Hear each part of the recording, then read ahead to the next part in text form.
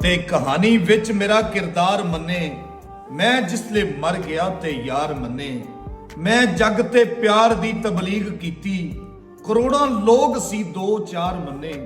मैं इक्को शर्त ते खेडांगा बाजी, कि जेड़ा हार जावे ओ हार मन्ने। चलो नफरत ते जो भी राय रखे, जमाना प्यार नू ते प्यार मन्ने। ते लुक लुक के जीना की ते मरना की, इंज होना की ते करना की। जदों इश्क समंदरे कुद जाना, फिर डुबना की ते तरना की।